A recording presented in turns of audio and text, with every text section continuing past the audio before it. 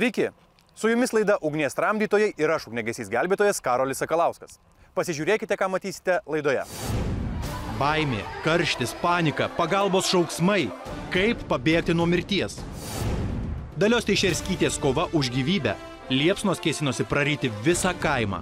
Tai buvo iš tikrųjų kelios siaubo dienos ir naktis.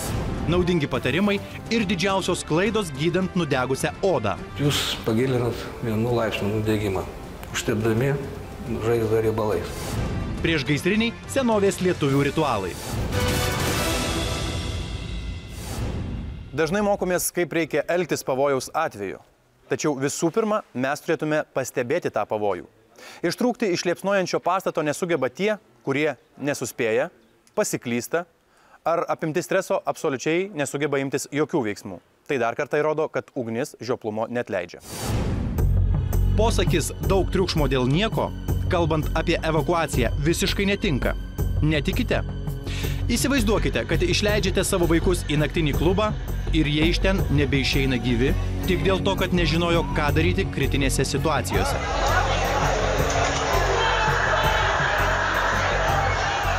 Lietuvoje kyla virš 10 000 gaisrų kiekvienais metais, kuriuose žūna apie virš 200 žmonių. Ir iš tikrųjų, vertinant ekstremalias situacijas, tai bene dažniausiai ekstremali situacija kokia yra. Ir iš tikrųjų, būtent tos priemonės, veiksmų kilus gaisrų planas parengimas ir apsaugo mus arba maksimaliai, sakykime, sumažina aukų skaičių, būtent įvykus tokiai ekstremaliai situacijai. Šią vasarą Brazilijoje per didžiulį gaisrą naktinėme klube žuvo daugiau kaip 230 žmonių. Šoko ištikti išsigelbėjusieji pasakojo apie blokuotus išėjimus ir kylančias liepsnas, trypiamus ar nuo dūmų trokštančius pramogautojus. Gaisrą paryčiai sukėlė blogai veikusi koncertavusios grupės pirotechnika. Matomai buvo panika, jeigu sutrypė, tai čia vienas iš tų faktorių. Aišku, žinių stoka, sakysim, jeigu uždūminta patalpa, būtent reikia šliaužti. Jeigu žmogus tu nežino pagrindinių dalykų, jisai tiesiog greičiau ir gauna tas traumas gaisro metu. Siaubingas gaisras dėl netinkamai suveikusios pirotechnikos pražudė beveik 200 žmonių Rusijoje. Permėje veikęs naktinis klubas buvo nieko neišskirtinis. Po tragedijos apie jį sužinojo visas pasaulis. Žmonės linksminosi, dainavo, o kai nutiko nelaimė, įsisiubavusi minia nesuprato, kas darosi. Kai suprato ir puolė bėgti, jau buvo per vėlu.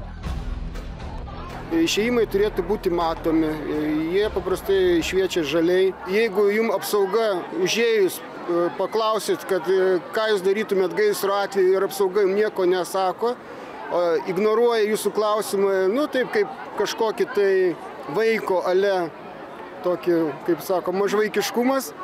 Tai aš manau, kad tiesiog į tokį klubą nereikėtų eiti. Tai yra klubo vadovybės kažkoks nerimtas požiūris į žmogaus saugą.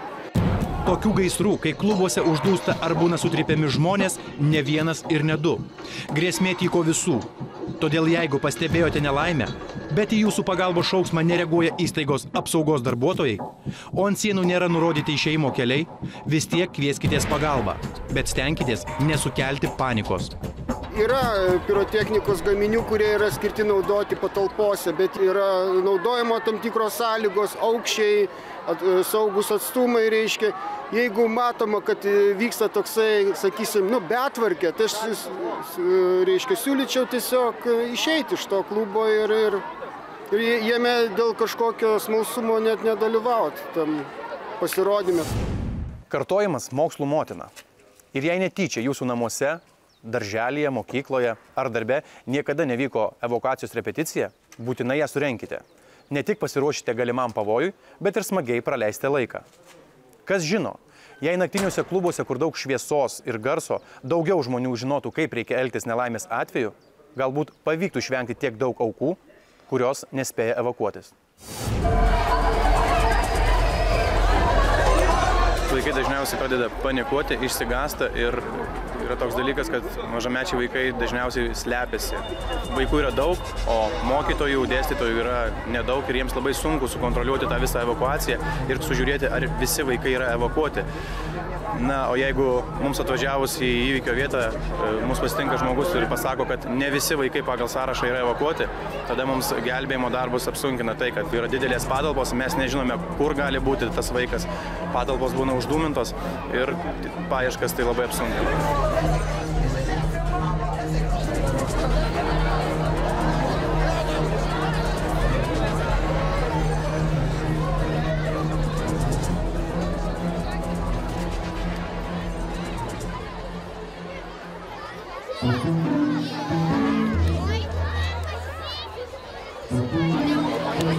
Direktorių evakuacija pavyko, galima sakyti, puikiai, visi mokiniai išvesti iš patalpos. Ačiū.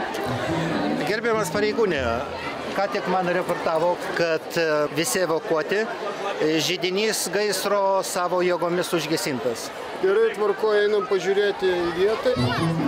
Vilniaus Gerosios Vilties vidurinėje mokykloje buvo evakuoti maždaug 900 žmonių. Šitas skuduras turėjo simbolizuoti ugnį. Pagal tą imitaciją, sakysim, vedinat patalpas ir leidžiat mokinius atgal į mokyklą, o židinį gaisras užgesintas. Taip, sėkmingai gaisras užgesintas. Laimiai, prieš jūsų akis buvo įvykdyta mokomoji operacija. Netikros liepsnos, dūmai ir vaikų baimė. Bet kas būtų, jei tai įvyktų iš tikrųjų? Tai puikiai atsimena Gerosios Vilties mokyklos direktorius. Gretimais esančio baseino valytoja sumaišė cheminės medžiagas ir nesuprasdama, kas darosi, galėjo ne tik pati apsinuodyti, bet ir moksleivius su mokytojais pasiųsti myriop. Tuo laiku mokėsi 1300 vaikų ir per 7 minutės savo mokinius, darbuotojus ir mokytojus evakavome iš patalpų saugiai. Nors realus pavojus kyla itin retai, evakuacijos repeticija privalo būti vykdoma kasmet. Įmonėse, įstaigose, organizacijose, kuriuose vienu metu dirba arba būna daugiau kaip 100 žmonių, jos turi pasirengti veiksmų kilus gaisrui planą. Ta planą turi suderinti su priešgaisrinio gelbėjimo departamentu ir tą planą tvirtina mokyklos vadovas. Gerosios Vilties mokykloje vykusi suvaidinta evakuacija neapsėjo be klaidų. Pasirodo, kad net ir netikro gaisro metu, dėl dūmų, žmonės, o ypač maži vaikai, panikuoja ir negali visko atsiminti. Mes mokomės, bandome priartinti prie realių situacijų. Tų klaidų, žinoma, visi daro ir kas praktiškai, kas nedaro, tas neklysta. Mano kabinete. Į langus jums pažiūrėjus. Buvo tokių trūkumų, kaip langai neuždaryti, kas iš tikrųjų išeinant turėjo būti atlikta. Durys uždaromos, turi būti nerakinamos, išjungiami elektros prietaisai, va tokie yra bendriniai dalykai. Reikia eiti susikibę rankomis, kad mokiniai vienas kitą jaustų šalia. Jeigu gaisro atveju gali nukristi, apsinuodijus dūmais, kad tiesiog nepalikti po dūmais, o vaikas galėtų tiesiog padėti draugui šalia einančiam. Todėl privalo eiti kartu susikibę. Žmogaus prigimtis bėgti nuo pavojų. Tačiau aš atskleisiu dar vieną paslaptį. Jeigu incidento metu labai išsigandote, panikuojate, sustokite tiesiog vienai sekundai. Įkvėpkite giliai oro ir savo mintise susidėliokite savo pabėgimo planą. Būkite atidūs visoms detalėms. Atminkite, kad nuo nelaimės gali išgelbėti vienintelis protingas sprendimas. Nudegimai yra viena skausmingiausių traumų, kurias galima patirti gaisro metu dėl tiesioginio ugnies poveikio. Tačiau nemažai pavojų slypi ir buityje. Elektra bei karštas vanduo gali stipriai nudeginti odą. Vaikams gali net likti randai visam gyvenimui.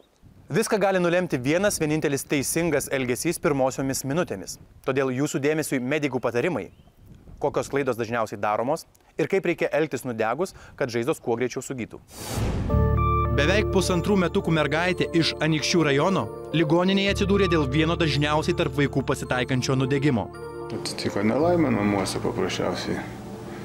Vaikas užsipylęs arbatą. Žaizda buvo nuo barzdytės iki pilvuko. Rankytė kliuvo, petukas. Persigandę tėvai puolė į pagalbą, bet padarė gana dažnai pasitaikančią klaidą. Bandė nuvilkinėti iš tikrųjų iš karto. Bet tai yra, sakė, kai daktarai pasakė, tai negerai. reikia kažkaip tai juos drėkinti rankšluostį į šaltą vandenį, dėti ir tada kirpti drabužius ir nurenginėti. Toks elgesys būtų teisingas, nes atšaldžius apipiltus drabužius, juos galima nuimti nepakenkiant odai. Būtent teisinga pirmoji pagalba nudegus gali turėti lemiamos reikšmės gijimui, o klaidos gali palikti randus visam gyvenimui. Labai svarbus laikas įvykio vietoje. Reiškia, kuo jūs greičiau atšaldėsit nudegusią vietą, tuo bus netoks gilus nudegimas. Nudegimą geriausia šaldyti vandeniu. Iš krano ar gamtoje tinka mineralinis vanduo ar bet koks vanduo. Naudoti ledą nepatartina, nes per didelis šaltis gali dar labiau pažeisti odą. Ypač atsargiai vėsinti reiktų vaikų odą, nes ji 5 kartus plonesnė už suaugusiųjų, todėl labai jautri.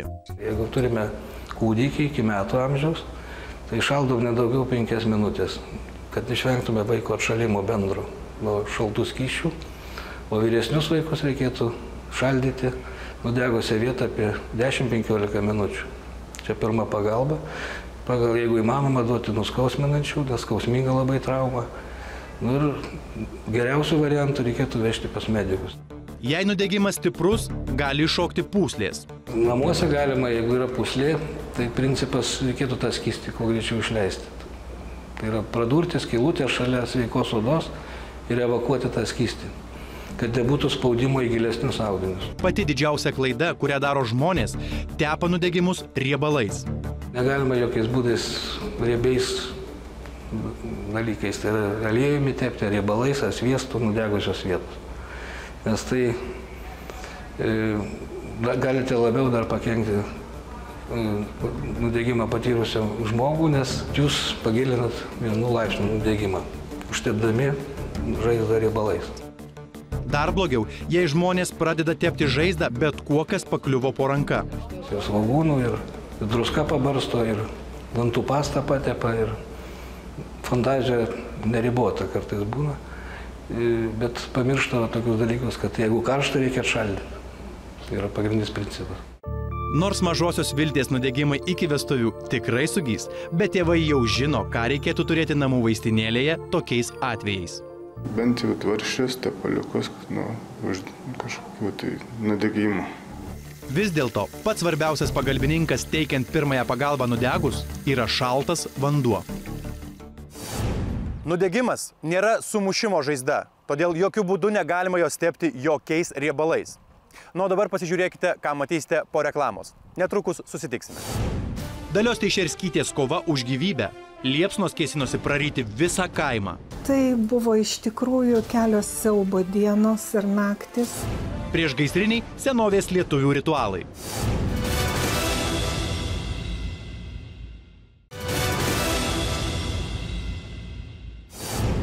Su jumis laida Ugnies tramdytojai. Pasižiūrėkite, ką matysite šioje laidos dalyje.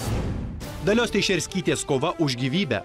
Liepsnos kėsinosi praryti visą kaimą. Tai buvo iš tikrųjų kelios siaubo dienos ir naktis. Priešgaisriniai senovės lietuvių ritualai. Dažnai žmonės pamiršta, kad jų galimybės yra beribės. Išmaniosioms technologijoms mes patikim savo gyvybę. Apie gaisrus mus perspėja detektoriai, o ištikus nelaimiai atvyksta ugniagesiai gelbėtojai. Tačiau ką reiktų daryti, jeigu staiga reiktų pasikliauti tik savimi? Seimo narė Dalia Teišerskytė sutiko pasidalinti savo vienu baisiausių jaunystės patyrimu, kai delsti nebuvo galima nė akimirkos. Ugnis tai man yra akmens amžiaus televizorius. Aš galiu žiūrėti į židinį, į ugnį, į laužą valandus. Tai yra tokie stebuklingi paveikslai, toks grožis. Seimo narė Dalia Teišerskytė yra nepataisoma romantikė, kuris taiga pati gali virsti degančią liepsną savo politiniams oponentams. Vis dėlto buvo gyvenime akimirka, kuri sukrėtė Dalią iki širdies gelmių. Tai buvo iš tikrųjų kelios siaubo dienos ir naktis. Dalia užaugo Sibiro taigoje, barake. Tėvo šalia nebuvo, jis žuvo lageryje. 5 vaikų šeima sukosi kaip tik galėjo. Tuomet, kai pavasarį užsiliepsnojo miškas, Daliai Teišerskytei buvo vos 14 metų. Iš kur taigoje prasidėdavo gaisras, aš nežinau. Gal šiaip, saulė ryški labai būdavo. Ir taip įsiplėskė gaisras miške, kad apsupo visą kaimą. Ir mes, o barakai mediniai, o gerai išdžiūvę, užtektų kibirkštėlės ir tu supleški visas. Tokiu atveju niekas nešneka. Ten tik tai rusiški keiksmažodžiai eina ir period tenai arba period tenai reikia lėkti jau. Ir viskas, ir visi su savo visom, reiškia, galimybėm, o per visą kaimą vienas šulinys.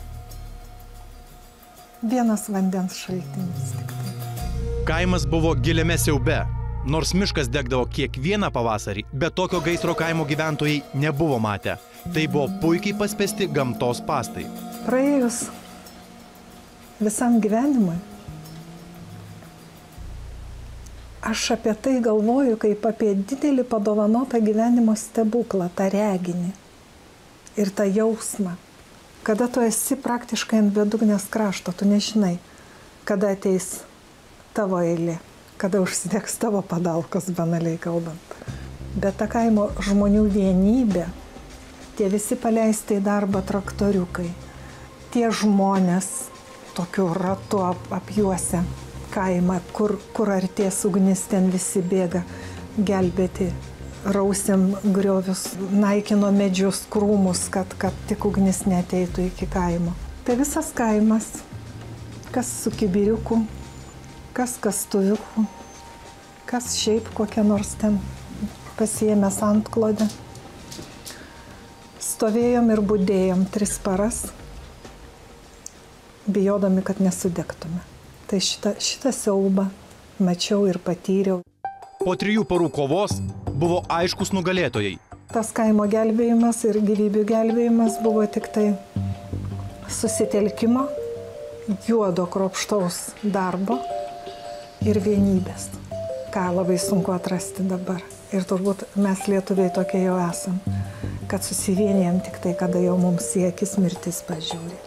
Išgyvenusi siaubingą gaisrą, Dalia jaučia, kad ta patirtis padėjo suformuoti jos charakterį, davė jai stiprybės. Kritiniai situacijoje aš išlieku rami kaip belgas. Ir šitą žino visi. Ir už tai tikriausiai manimi galima pasikliauti, einant į kalnus, į karą, dar kur nors. Nes praskystų po to, kai jau darbas atliktas, sustabdyta problema arba nelaimė, jo, tada aš galiu ir apalpti, ir raudoti, ir isteriką sukelti. Karštas temperamentas eilės rašančiai politikai pasireiškia lyg iš niekur kilusi kibirkštis. Esu šaulys, esu ugninga, temperamentinga, nors ir kartu ir labai lėtai mąstanti, svarstanti, bet kai prieinu prie tam tikros ribos, matyt virstu kitų žmogum. Ir tada jau geriau nepasitaikyt mano kelyje. Seimo narės Dalios Teišerskytės istorija gali nutikti ne tik Sibire. Lietuvoje prieš kelis dešimtmečius supleškėjo visas kaimas. Po to, kai vaikai žaisdami su degtukais padegė daržinę. Kad išvengtume galimos rizikos, tam reikia pasiruošti iš anksto. Bent jau 5 metrų tokią juostelę aplink pastatus nusišienaut, nusikapot, kad ir pavasarį tą žolę ir tą žolę susigrėbt, kad jos nebūtų per mažą, neaukštą žolytę, ta liepsna plinta negreitai ir neturi tiek daug galios uždegt pastatą. Na, jeigu jūs tai taip nepasiruošėt, tai tiesiog reiktų griebtis iš lapuočių susirištą šluotą didesnę, turėti vieną kitą kibirą vandens po ranka ir jau tokiu atveju gelbėt ne visą pievą, ne visus laukus, bet tik tai tą plotą, kuris yra prie pat gyvenamo to pastato, ūkinio pastato. Deja, žmonės dažnai labai nepamato taip ateinančios liepsnos ir tai pamato, kai jau liepsnoja siena, stogas. Jei atsidūrėte kritinėje situacijoje ir dega jūsų arba kaimyno namas, turėtumėte atsiminti, kad negalima likti vienam. Geriausia, kad būtų keli žmonės. Kodėl? Kad jeigu vienas prastai pasijuto, krito ar dėl deguonies stygiaus, ar dėl kitų priežasčių, kad jį galėtų išgelbėti ir ištraukti iš tos pavojingos vietos. Jeigu jau negalite kvėpuoti, tai vadinasi, negali ten ir būti. Vadinasi, įsitaisyti reikia kažko pradėti gesinti nuo šono, kad vėjas tiesiai jūs nepūstų. Taip pat turite staigiai įvertinti, ar verta rizikuoti, gesinant degantį pastatą. Jeigu tas degantis dega taip, kad jau jo neįmanoma užgesinti paprastom priemonėm, tai yra vandeniu, kibirais, tai pirmiausiai žmonės turėtų atkreipdėmėsi, kad jisai turi rūpintis ir žiūrėti, kad neužsidegtų gretimas pastatas. Tai yra, stokite į vorelę, semkit kibirais vandenį ir tiesiog ant sienų iš tos pusės, ant stogo iš tos pusės pilkit, kad neišplistų liepsnai gretimą. Nes tikimybė, kad po to, kai jūs jau tai pastebėjot, po 5-7, po 10 minučių tikrai pirmieji ugniagesiai kaimo, sakykime, vietovėje tikrai atvyks ir jau galės stabdyti liepsną. Mūsų prosenelių laikais gaisras būdavo itin didelė bėda, nes užsiliepsnojus vienam namui, ugnis galėdavo sunaikinti visą kaimą. Bijodami ugnies, lietuviai sugalvojo daugybę tradicijų, nuo ugnies užkalbėjimo iki žolynų smilkymo. Anuomet mediniai namai su šiaudiniais stogais Lietuvos kaime kilus gaisrui liepsnodavo kaip fakelai, todėl jų apsauga nuo ugnies senoliai rūpindavosi dar statybų metu. Kada du senojai suneriami ties Gerąja Kerčia, kur yra Krikštasolė, tai ten įdėdavo tokių apsaugos dalykų, ženklų. Ir tai yra verba, sudžiovintos verbos spigliukai. Gali būti šventinti devintinių žolynai ten įdėti. Gali agotos duonos mažas kriaukšlelis būti dėtas ir tai jau saugos nuo gaisro. Įvairūs bažnyčioje pašventinti žolynai saugodavo ne tik nuo gaisro, bet ir nuo žaibų smūgių. Jie yra magiški. Sakykime, berželio šakelė. Tai Aukštaitijoje per sekmines išventinama, o Žemaitijoje per devintinį. Tai būtinai užkešami pastogiai po grebestu. Šiaudiniai stogai. Ir žinoma, tada manyta, kad jie apsaugo nuo perkūno įtrenkimo. Senoliai tikėjo, kad šventosios Agotos duona turi ypatingų galių apsaugoti nuo gaisro, be to padėdavo jį kuo skubiau užgesinti. Agotos duona tai yra juodos ruginės duonos riekutė, pašventinta bažnyčioje, vasario mėnesio pradžioje, 5 dieną. Ta diena, matyti, ir senovėje buvo labai reikšminga, jie buvo pagerbama dievaitė Gabija, kurios mitinės funkcijas vėliau perėmė šventoji Agota. Kilus gaisrui baisiausia būdavo, kad ugnis neišplistų, todėl su šventosios Agotos duona atlikdavo tam tikrus ritualus. Atsitiko nelaimė, dega viena sodyba, tai kad ugnis neišplistų į kitas sodybas ir ne visas kaimas išdegtų, tai paėmus tą Agotos duonos kriaukšlelį reikia apibėgti aplink gaisravietę. Geriausia tai daryti saulės judėjimo kryptimi 3 kartus ir įmestą gabaliuką į gaisravietę ir tada liepsna, kad ir praris tą namą, bet kitų neuždegs. Sako, liepsna tada tiesiai stulpų į viršų kyla. Tikėta, kad su šventosios Agotos duona buvo galima ugnį nuvilioti. Įmetus tą duoną reikia nueiti kurią nors pusę, neatsigręžiant, bet į tą pusę, kur nėra kitų pastatų. Ir liepsnos liežuviai paskui seksis. Tada neuždegs kitų namų. Rūpestingos namų šeimininkės, kurios anuomet gamindavo maistą krosnyse, mokėdavo ugnį užkalbėti, kad jį namų nepadegtų.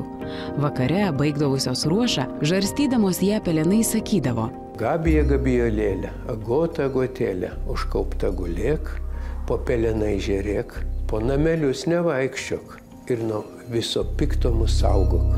Neretai prie pečiaus nakčiai palikdavo ir puodinėlę vandens. Vaikai paklausdavo, kamgi? Sakydavo, ugneliai nusiprausti iš ryto. O iš tikrųjų, kadangi krosnis buvo statoma ant medinių kojų paprastai, tai kartais sena krosnis jau atsiranda plyšių, gal ten koks nors, kokia nors žarjelė galėtų ir iškristi ten ir uždegti tas kojas, kad naktį nekiltų gaisro. Tai žinoma, tuomet labai skubiai galima imti ir užpilti vandeniuje. O tėvai vaikus nuo mažų dienų mokydavo, kad su ugnimi reikia elgtis tik labai pagarbiai. Jokių būdų negalima spjauti į liepsną ar ją gesinti pamazgomis. Šiandieną tiek. Ačiū, kad žiūrėjote. O mūsų laidų kartojimus galite pasižiūrėti internetinėje svetainėje lrt.lt mediatekoje. Likite sveiki, saugokite save ir atminkite, kad ugnis žioplumo neatleidžia.